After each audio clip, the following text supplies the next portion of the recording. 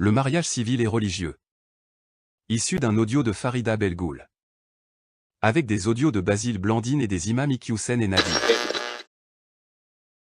Tous les imams de la République ont toujours, comme les catholiques libéraux, et aujourd'hui, ce qu'on appelle un catholique libéral, c'est un catholique qui est dans le péché par rapport à sa religion, parce qu'il préfère la banque au Christ. Et c'est la raison pour laquelle on peut mettre tout ce beau monde, qu'ils se prétendent musulmans ou catholiques, dans le même panier, parce qu'ils ne sont finalement, à y regarder, même pas forcément de très près, à y regarder tout court, ce sont des serviteurs de la République anti-religieuse. Et c'est triste de voir tous ces cathos, tous ces musulmans croire qu'il y a dans la République quelque chose à gratter et qu'on pourrait, en faisant quelques concessions, arriver à faire la paix avec elle et vivre en paix. Eh bien non, la République ne veut que la guerre, parce que la République se bat contre Dieu lui-même, et se battant contre Dieu lui-même, elle se battra jusqu'à la mort du dernier croyant. Depuis Adam et Ève, le diable a juré la perte de l'homme. Donc, il faut comprendre que ce diable a une multitude de visages, et ce n'est pas forcément un personnage.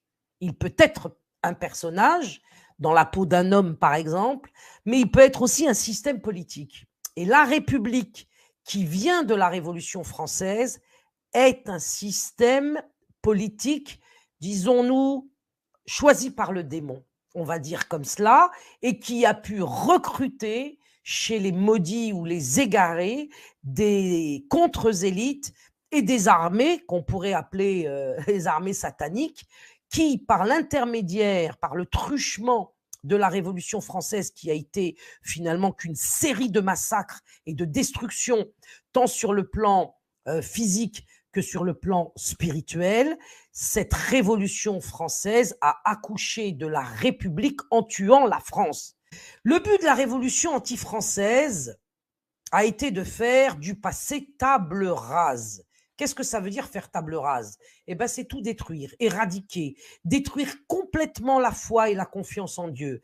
Et pour éliminer du cœur des hommes cette foi et cette confiance dans le Créateur, ils détruisent toutes les formes possibles de transmission légitime entre les générations.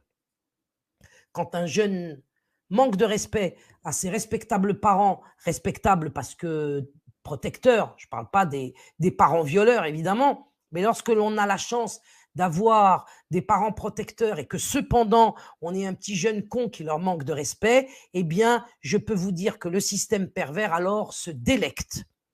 Ils détruisent aussi les tenants de la Révolution française qui, d'après monsieur celui qui était ministre de l'Éducation nationale à l'époque où j'ai lancé la JRE, Vincent Peillon. Vincent Peillon a écrit un bouquin qui s'intitulait « La Révolution française n'est pas terminée ». Ben oui, parce que maintenant qu'il y a les musulmans, il faut la remettre en route, évidemment, puisque la Révolution française a institué un régime politique diabolique qui a massacré tous les authentiques catholiques, et puis ils ont eu une période de tranquillité, on va dire, avec le consentement des Français de souche devenus, comment dirais-je, républicains, parce que renégats finalement, et ils se retrouvent, à cause de leur colonie, avec une arrivée sur leur sol de croyants dont ils croyaient s'être débarrassés en s'étant débarrassés des catholiques. Ou alors, il s'agit d'un autre plan diabolique qui consisterait plutôt à ce qu'après l'éradication des catholiques, la République maintenant fait venir sur le sol hexagonal et en Europe en général des croyants musulmans pour les éradiquer à leur tour, comme les catholiques l'ont été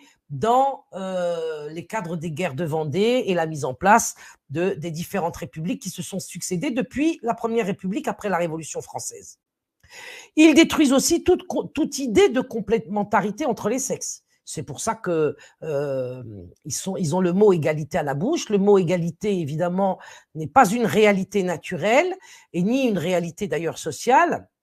encore moins un projet politique, puisque cette égalité cache en fait la destruction de la complémentarité entre les sexes ou la destruction de la complémentarité entre les corps sociaux, etc.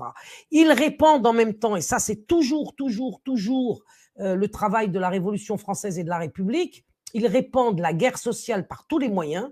Par tous les moyens, ils veulent la guerre à tous les niveaux, et dans le domaine social en particulier, ils la sèment en mettant en place, ça fait pas 3 jours que c'est le cas, hein, c'est un travail de longue haleine. De ce point de vue, on peut les admirer pour leur patience et leur acharnement.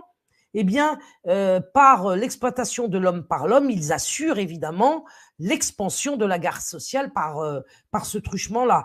Et c'est ainsi qu'on a des Karl Marx qui viennent nous enjoliver une notion mortifère qu'il appelle la lutte des classes sociales. Ce n'est encore qu'une forme de guerre. Donc les révolutionnaires français, pour prendre le pouvoir définitivement, ont fini par comprendre qu'il fallait, et ça c'est Vincent Payon qui le dit dans une interview qu'il donne sur le YouTube, vous pouvez la retrouver. Les révolutionnaires français se sont retrouvés très embêtés parce qu'ils installaient la République, elle retombait, la Restauration venait, ça, une seconde République arrivait, elle retombait. Ils n'arrivaient pas à maintenir de manière stable le régime républicain. Et ils ont fini par comprendre qu'en fait, il leur fallait prendre pour que leur pouvoir devienne pérenne, il fallait prendre le contrôle de 3 moments importants de la vie d'un homme. La naissance, le mariage et le décès.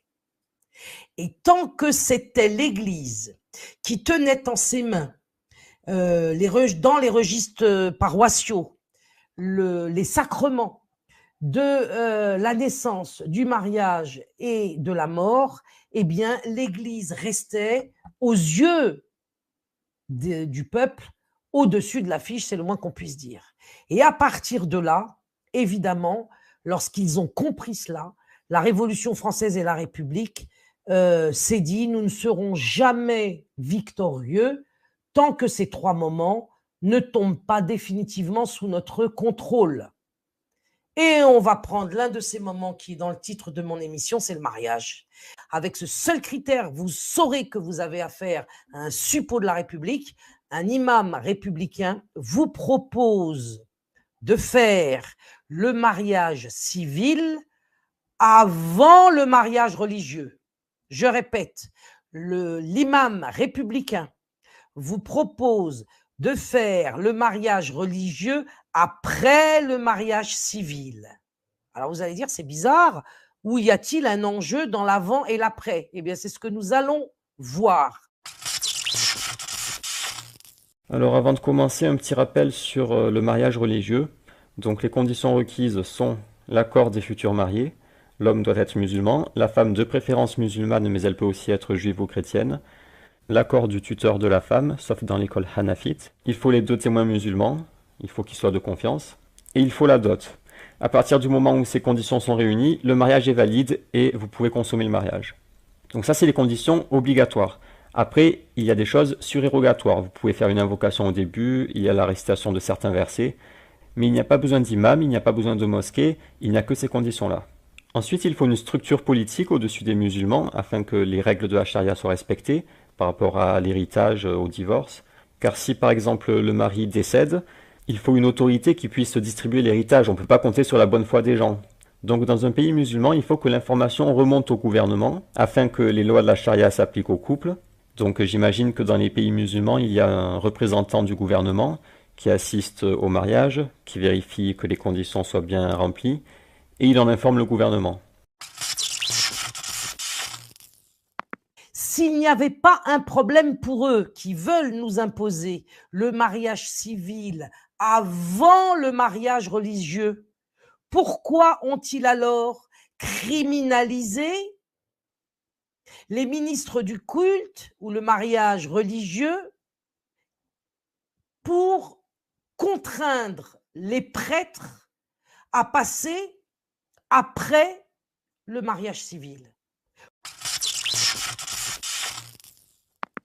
Le problème, c'est que si vous faites le mariage civil, certes, vous aurez une structure politique au-dessus de vous, la musulmane aura des droits, mais le problème, c'est que cette structure politique n'est pas islamique. Ce ne sont pas les lois de la charia, ce sont les lois de la République. Donc l'héritage en cas de décès ne sera pas distribué de façon islamique, il sera distribué d'une autre façon.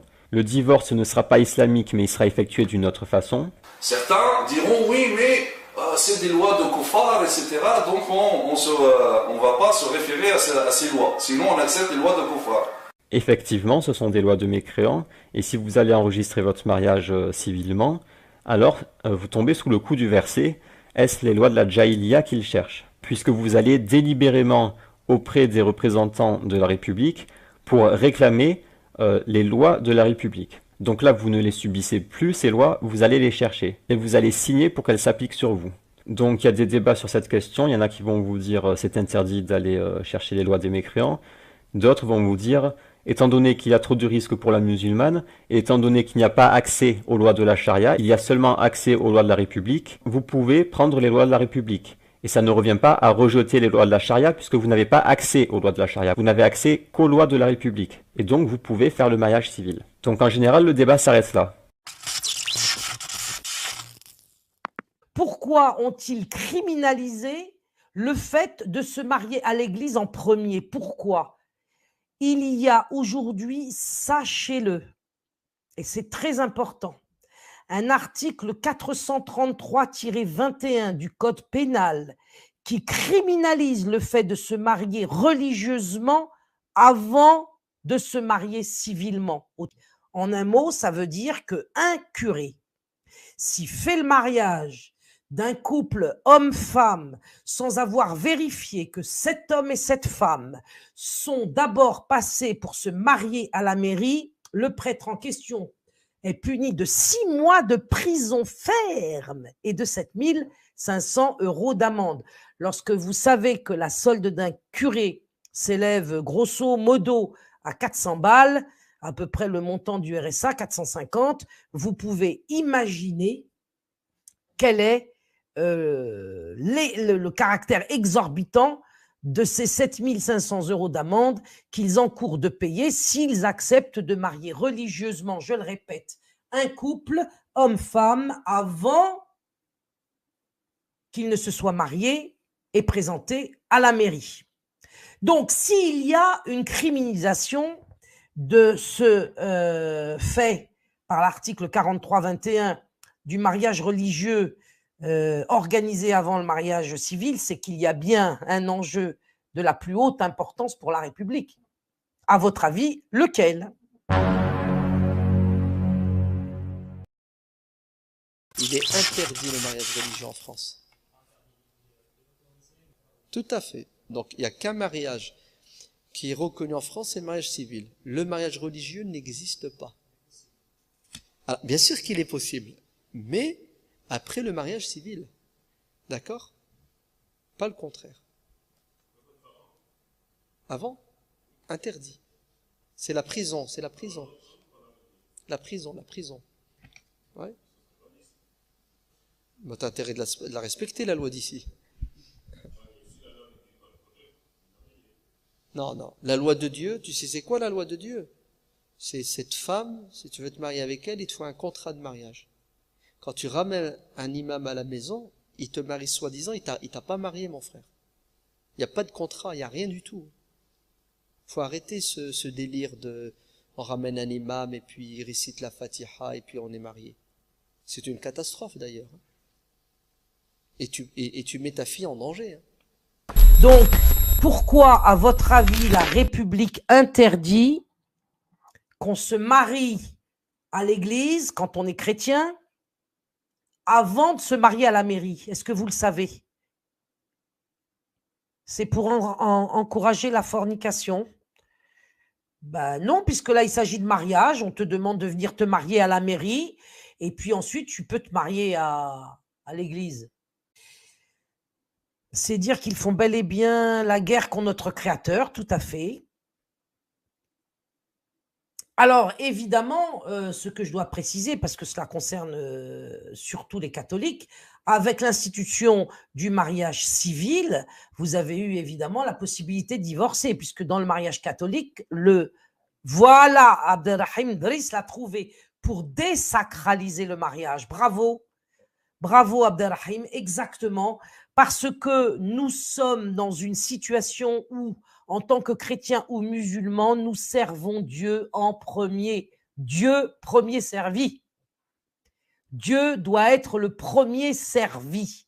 Et si nous allons à la mairie nous marier devant les officiers représentant le régime républicain anti-religieux, eh bien, nous servons le pervers en premier. Le problème, c'est que le mariage civil, ça ne consiste pas seulement à enregistrer votre mariage. Vous n'allez pas à la mairie dire « nous nous sommes mariés religieusement et nous souhaiterons officialiser juridiquement le mariage ». Ce n'est pas un enregistrement du mariage. Ce n'est pas une officialisation du mariage. C'est en réalité un autre mariage. Vous allez contracter un autre mariage. Et il est d'ailleurs tout à fait remarquable de voir que les mariages se délitent de plus en plus depuis le mariage civil. Les mariages religieux ont toujours été, dans le temps en tout cas, des mariages qui ont bénéficié éminemment d'une protection divine absolument incontestable. Article 165 du Code civil, le mariage sera célébré publiquement lors d'une cérémonie républicaine. Ce n'est pas un enregistrement du mariage, c'est un autre mariage, vous contractez un autre mariage. On peut appeler ce mariage le mariage républicain ou alors le mariage pour tous, puisque la cérémonie à laquelle vous allez participer, le mariage que vous allez contracter, c'est le même mariage que contractent les homosexuels. Il nous demande de nous marier d'abord à la mairie pour tout simplement nous conduire à considérer que la République est plus importante qu'Allah, que la République est au-dessus de Jésus-Christ, pour parler en direction des chrétiens. Et tant que les chrétiens se sont battus pour le refuser, parce qu'ils l'ont refusé lors de cette loi qui leur a été imposée à partir de, si je ne m'abuse, je ne me rappelle plus de l'année, mais c'est au XVIIIe siècle. Donc, il y a eu des combats de la part des catholiques jusqu'à leur défaite finale. Le mariage civil a été institué en 1792, évidemment, puisque la tête du roi n'était pas encore tombée en 1720, c'est 1792, avec évidemment une rébellion des catholiques qui ont tout de suite vu dans cette loi une mesure anti-religieuse. Hein. C'est depuis... D'ailleurs, pour eux, un double drame, puisque ce mariage civil, qui est une désacralisation, conduit aussi à la fin du mariage pérenne, avec l'autorisation de divorcer. Donc, les mariages, à partir de 1792, ne vont plus se célébrer d'abord auprès du prêtre. D'abord, avant, il n'y avait pas d'abord ni après, il n'y avait que le prêtre. Le mariage n'était que religieux. Hein. Et puis, à partir de 1792, des combats vont se mener entre les catholiques et les républicains. Je vous passe les détails de ces combats, mais force est de constater malheureusement que finalement, la République a fini par imposer sa volonté. Sachez que avant que la République n'impose totalement sa volonté, c'est-à-dire que les gens aillent se marier en grande pompe, considérant qu'il s'agit d'une belle et authentique cérémonie, eh bien, nos paysans français du XVIIIe siècle, de la fin du XVIIIe siècle, par exemple, eh bien, eux, pour ne pas reconnaître justement ce mariage civil imposé par la terreur et par les armes, eh bien, y allaient tout crotté et en sabot, en tenue de travail et non pas en tenue de cérémonie. Voilà.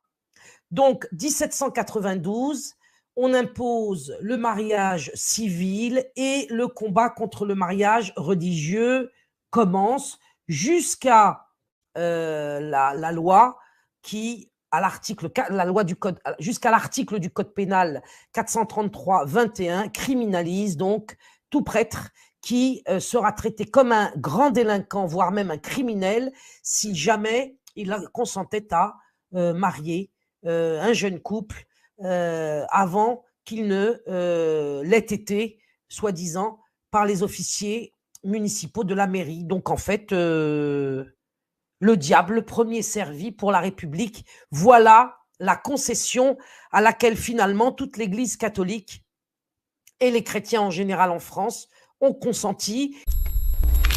Vous allez contracter un autre mariage avec d'autres conditions de validité. Par exemple, il y a l'interdiction de la polygamie.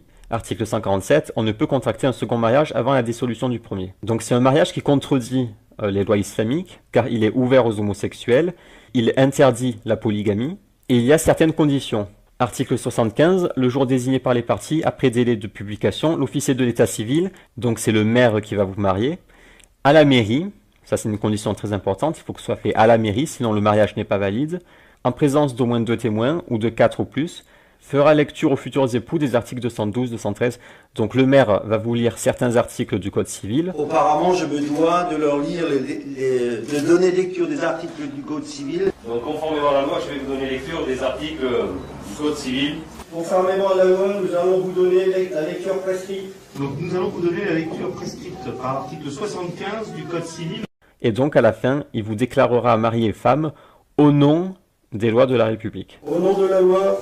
Au nom de la loi. Au nom de la loi. Au nom de la loi.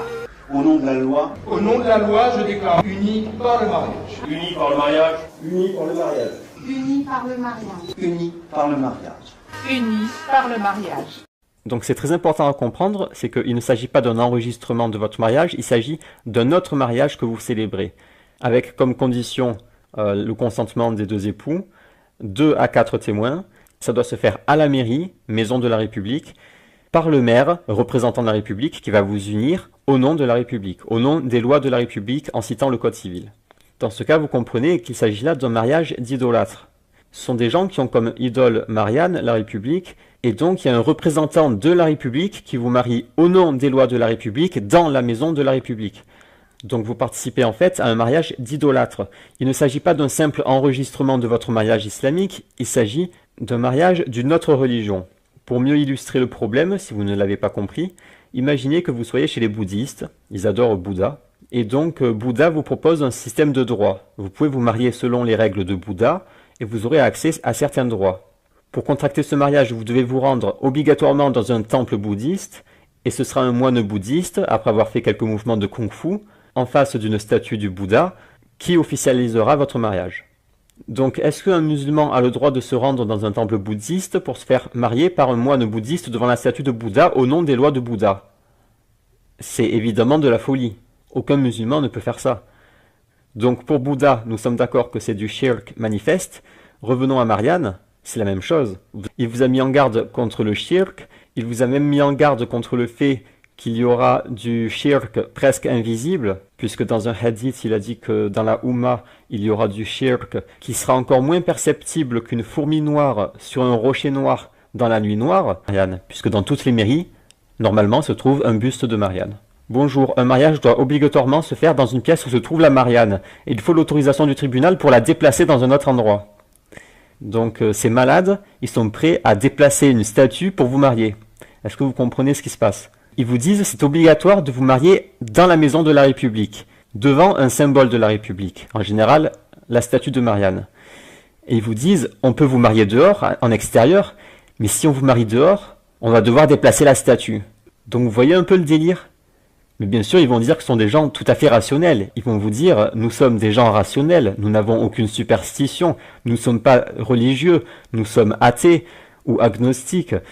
Nous sommes rationnels, mais si on vous marie dehors, on va transporter la statue avec nous. Ma sœur a vu dans son journal un couple qui a obtenu une dérogation du procureur de la République pour se marier dans son jardin. Le maire a déplacé la Marianne et l'affaire était jouée. Je ne sais pas pour quel motif par contre. C'est simple, si tu ne vois pas le motif, c'est parce qu'il n'y en a pas. C'est irrationnel, c'est quelque chose d'irrationnel, parce que c'est du domaine religieux, c'est du domaine cultuel. Étant donné que c'est un mariage religieux, il doit se faire en présence d'un symbole de la République, ici la Marianne, et donc ils vont trimballer, comme des païens, ils sont en train de trimballer une statue dehors. Moi, le maire m'a dit que c'était possible à partir du moment où il y avait un des symboles de la République, genre buste de Marianne. Tu peux te marier à l'extérieur si le maire est d'accord. Toutefois, il faut que la République soit représentée. Le buste de Marianne, le drapeau et même, je crois, le portrait du président. Donc j'espère vous avoir fait comprendre qu'il s'agit bel et bien d'un mariage religieux, d'une autre religion que l'islam. Or, la seule religion agréée par Allah, c'est l'islam. Et voilà ce qui nous est proposé par l'imam Hassani Hussein. Vous pouvez aller voir sur sa chaîne le mariage civil, le mariage religieux. Faites le mariage civil et ensuite venez à la mosquée pour faire le mariage musulman. Sauf que nous, monsieur Hassani Hussein et consorts, monsieur Boussena, monsieur je ne sais qui encore, eh bien, vous n'êtes pas légitime à marier ou ne pas marier les musulmans, puisque il n'y a pas de clergé en islam et par conséquent, un mariage musulman n'est pas obligatoirement soumis à un lieu et à un imam, à une personne soi-disant cléricale de la religion islamique. Par conséquent, tout musulman et toute musulmane peut se marier en dehors d'une mosquée, sur le plan religieux j'entends, peut religieusement se marier en dehors de la mosquée et avec quelqu'un d'autre qu'un imam, puisque l'islam nous autorise à organiser nos mariages religieux dans n'importe quelle habitation, avec évidemment deux témoins, une dot, un tuteur pour la jeune fille et une personne pieuse qui, sans être imam, peut, connaissant le protocole du mariage, peut l'effectuer n'importe où, dans n'importe quel pays, à n'importe quelle heure du jour et de la nuit, sans être obligé de passer par les fourches codines d'une interdiction quelconque. Si vous êtes par exemple en vacances en Algérie, ou au Maroc, ou en Tunisie, ou que sais-je ailleurs, vous pouvez faire votre mariage religieux pour servir Dieu en premier,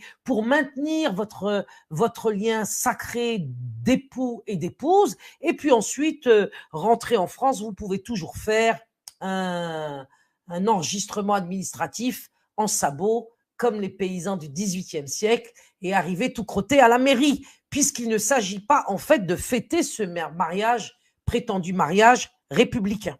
Elle passe en deuxième pour désacraliser, pour faire de l'association, pour vous amener à encore plus d'allégeance à l'égard du système athée. Vous fondez un couple devant les institutions anti-religieuses. Vous pouvez bien imaginer que dès lors, il y a de grandes chances pour que votre mariage parte en sucette, comme diraient les jeunes.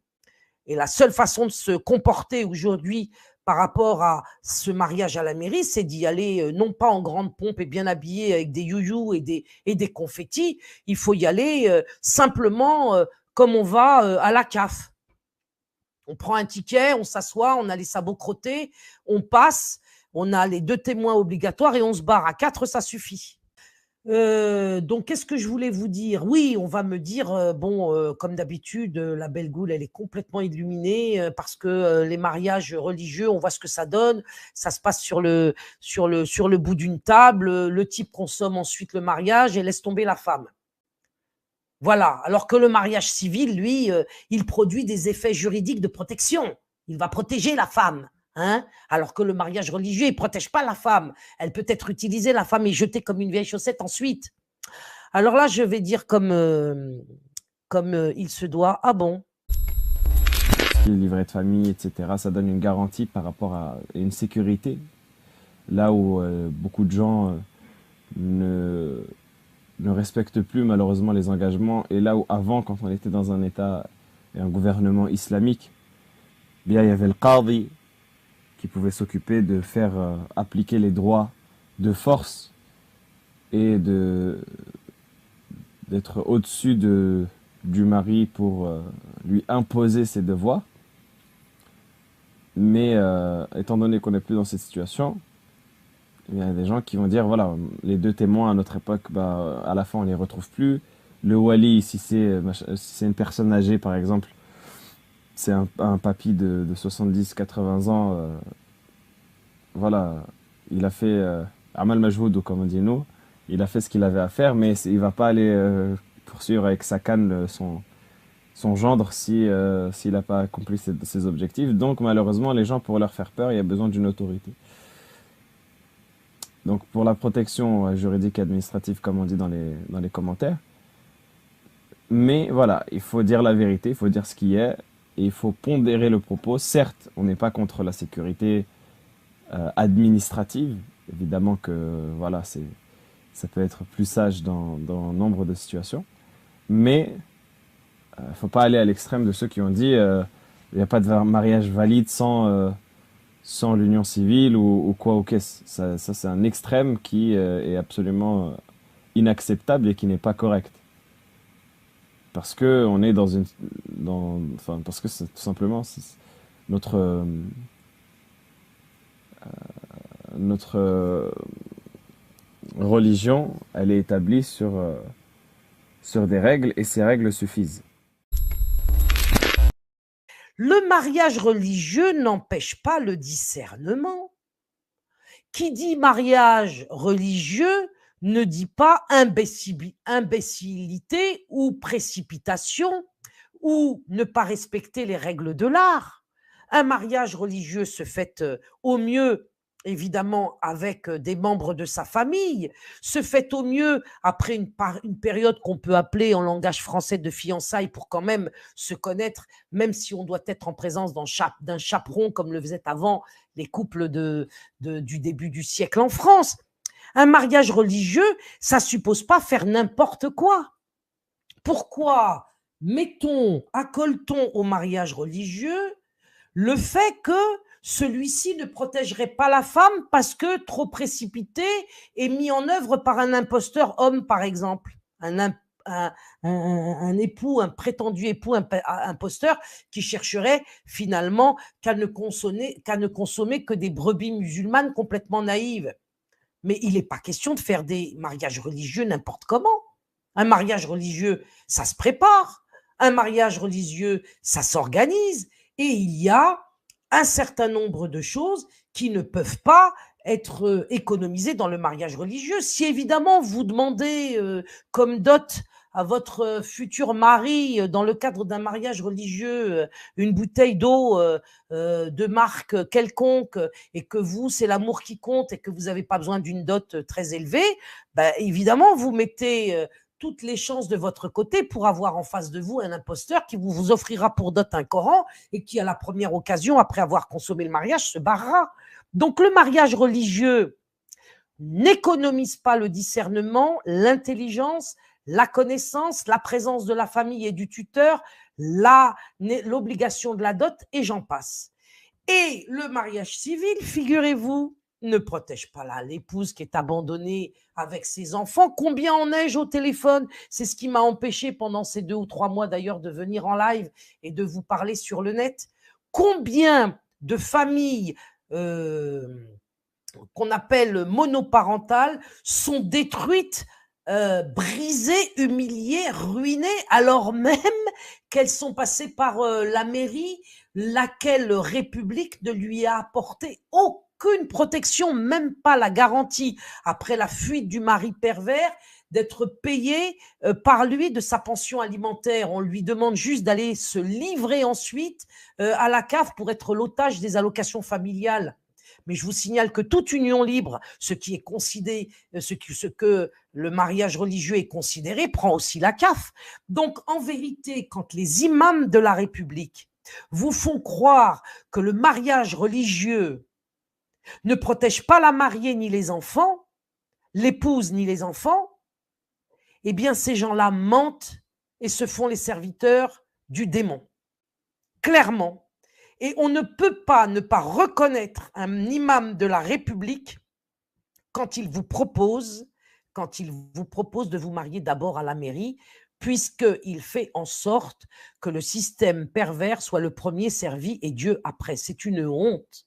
Alors moi, je ne vais pas vous dire de ne pas vous marier à la mairie, je vous dirai que si vous le faites, n'accordez pas à ce prétendu mariage une autre importance que celui de l'enregistrement administratif. Vous en avez besoin, sans doute, dans de nombreuses occasions, parce que ce mariage civil produit des effets juridiques que le mariage religieux ne peut plus produire dans la société laïque qui rejette Dieu. Par exemple, une femme ne pourra pas, si elle n'est pas mariée civilement avec son mari, hériter de lui selon les termes de la loi maçonnique. Hein. Donc, elle sera qu'une étrangère à l'égard de son époux si elle se limite au mariage religieux. Vous voyez où on en est. On parle de limitation. Parce que une femme qui n'est pas mariée civilement à son époux, si celui-ci devait céder et laisse par exemple une somme de 100 000 € en héritage pour elle, eh bien elle devra payer la part qui est dévolue à une étrangère qui recevrait un héritage d'un homme qui n'est pas lié avec elle sur le plan juridique et qui s'élèverait à un montant des 60% des 100 000 balles. Alors que l'épouse, elle, évidemment, hérite d'une plus grande part de la somme après avoir évidemment payé le droit de succession, puisque dans la société dans laquelle on est, il y a des impôts partout. Donc, le mariage religieux vous apportera, s'il est sincère et bien fait, avec discernement et respect des règles, la protection de Dieu.